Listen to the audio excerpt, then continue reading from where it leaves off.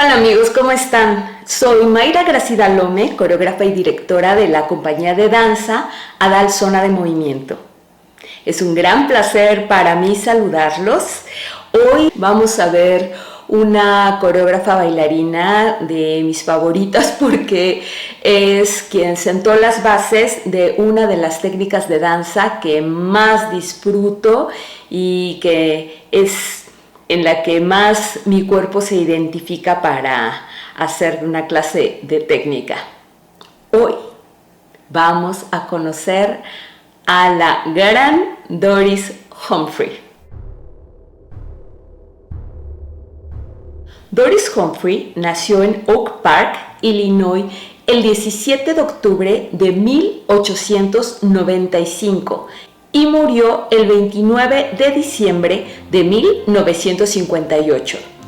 Fue hija de Horace Buckingham Humphrey, que era un periodista y gerente de una residencia para actores de vodevil llamada Palace Hotel, y de Julia Ellen Wells, quien ofrecía lecciones de piano. Cuando Doris era una niña, por supuesto que el primer instrumento en su vida fue el piano, entonces ella lo empezó a estudiar desde muy chiquita y a partir de los 8 años empezó a practicar bailes de salón y danzas folclóricas de su país, antes de que se convirtiera en alumna de una maestra muy conocida llamada Mary Good Hinman, quien enseñaba en la Francis Parker School, además de que aprendió una versión estadounidense de la técnica de Delsart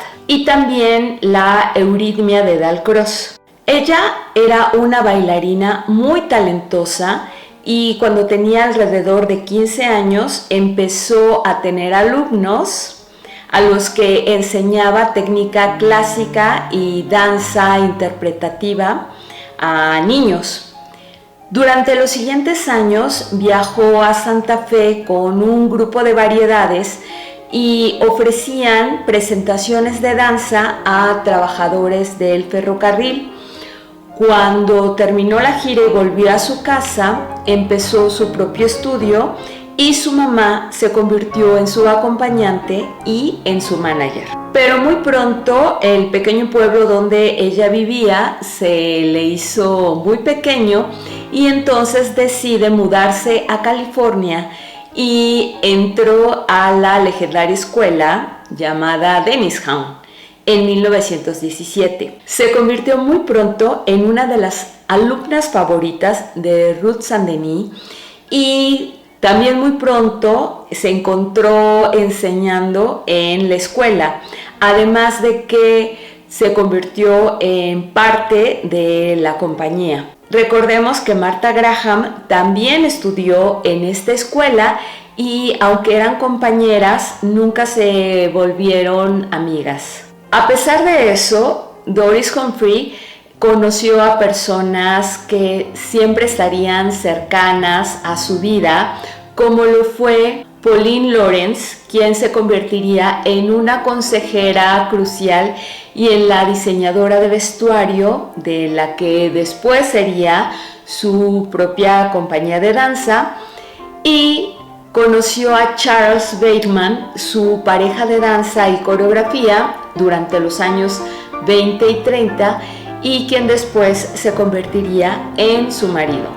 Entre 1925 y 1926, Doris Humphrey estaría en la gran gira de 18 meses de la Denisham por el Oriente, en Japón, en China, en India, en Malasia, en Java. Recordemos que para la compañía era importante hacer exploraciones de técnicas que ellos consideraban un tanto exóticas, pero a pesar de la gran admiración que se sentía por estas técnicas de danza que podrían ser tan lejanas, para Doris Humphrey resultó un poco extraño el tener que estar aprendiendo técnicas que no tenían nada que ver con ella, ni con su historia, ni con su cuerpo, ni con su propia cultura. Ella pensaba que al no haber nacido en alguna de estas tierras, eso hacía que su interpretación no fuera auténtica, porque ella pensaba que para tener esa autenticidad tenía que haber sentido la necesidad de expresar esas danzas a través de un cuerpo nacido en esa tradición. Doris Humphrey y Weidman asumen la dirección de la escuela del Dennis Home en Nueva York, y un año después, en 1928, deciden dejarla para poder establecer su propia escuela y su propia compañía de danza. Así como había sucedido con Martha Graham, a Doris no le interesaba seguir desarrollando una danza con un estilo más sentimentalista como el que se desarrollaba en la Dennis Home, porque ella realmente quería desarrollar un vocabulario y una propuesta que se sintiera de danza moderna. En Nueva York van a constituir al Humphrey Weidman Concert Company, que se va a asociar con The Concert Group entre 1928 y 1932 y con el Dance Repertory Theatre en 1929 a 1931. Esta es una asociación que va a durar de 1929 a 1942. Y este es el inicio de la etapa de la total libertad creativa que va a tener Doris Humphrey, porque va a poder componer esas obras originales que ella tanto ha deseado hacer. Y va a componer un repertorio bastante extenso y va a ofrecer representaciones en funciones nocturnas los sábados y los domingos.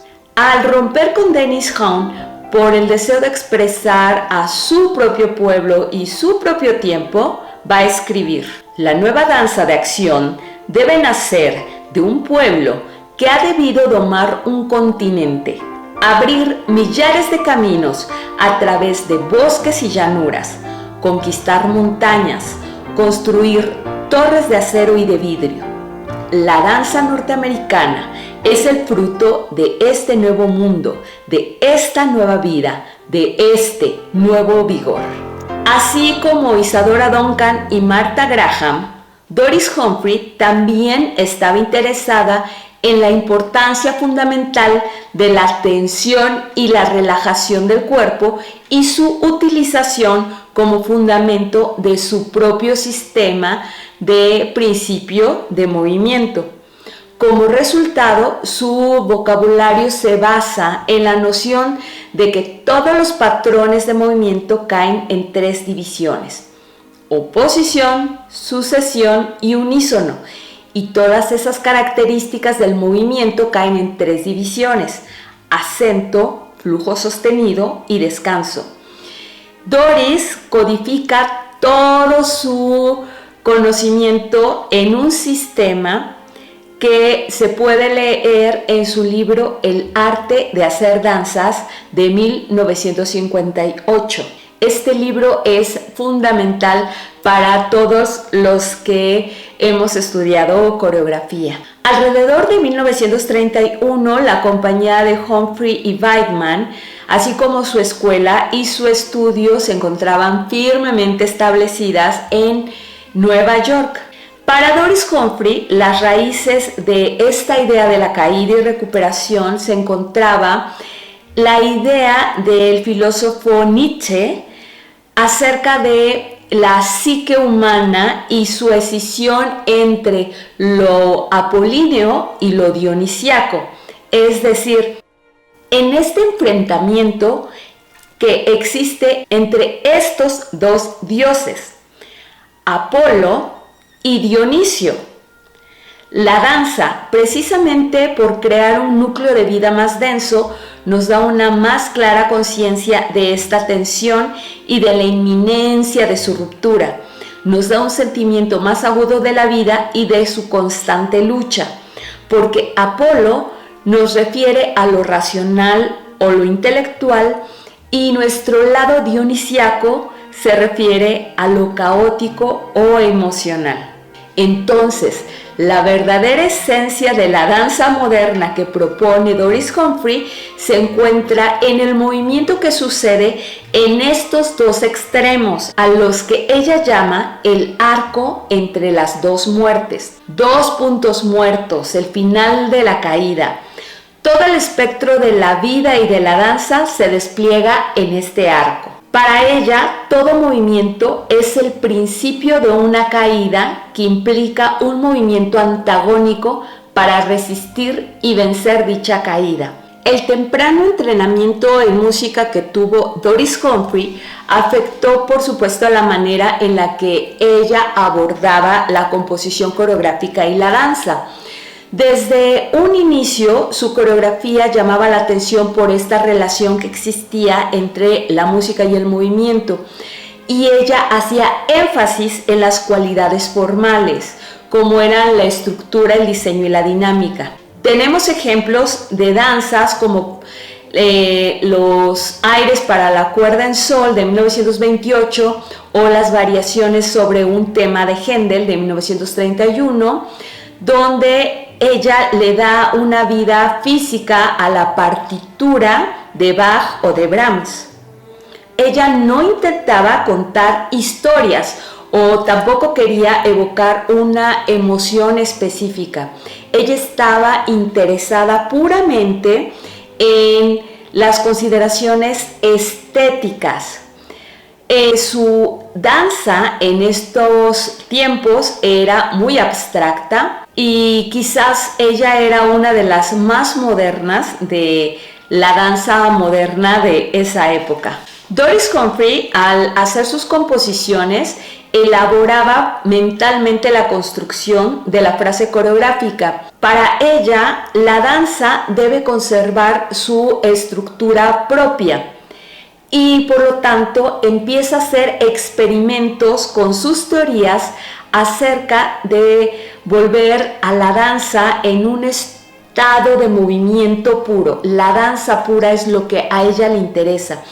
Y podemos notarlo en obras como Estudios sobre el agua de 1928, donde podemos empezar a ver su teoría de la caída y recuperación, además de que va a usar ritmos como las olas del mar o la respiración humana como parte del acompañamiento rítmico del movimiento. Otro ejemplo es Drama of Motion de 1930, donde no existe un tema definido y tampoco se acompaña con música. Esta composición en especial se ha descrito como una de sus primeras danzas sinfónicas, como ella las llamaba, y también es un ejemplo de la creencia de que el movimiento tiene su propio significado. Aunque poco a poco, al cabo de los años, ella empezó a desarrollar un tipo de danza más escénica que tuviera una forma más dramática, como sucedió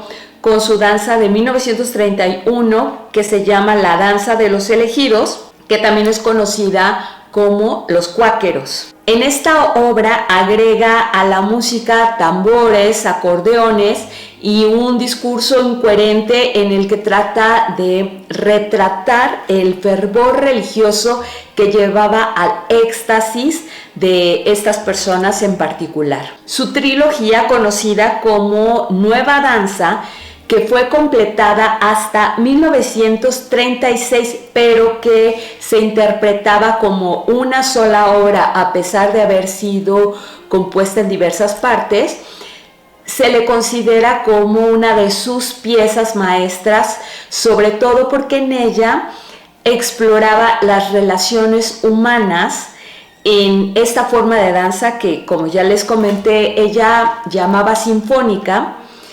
Pero sobre todo ocurrió que la segunda sección, que se llama Mi Fuego Rojo, es en la que se logra representar al amor romántico en una pieza de danza moderna, lo que resultaba muy complicado para la época por el tipo de movimiento que se exploraba en ese entonces. En Inquest de 1944, ella presenta una protesta social en la que despliega su maestría en la abstracción y en los gestos estilizados. A principios de los 40, su compañía se disuelve y entonces es designada como directora artística de la compañía de José Limón, quien para ese entonces era una figura muy importante de la danza estadounidense y que él era uno de sus pupilos.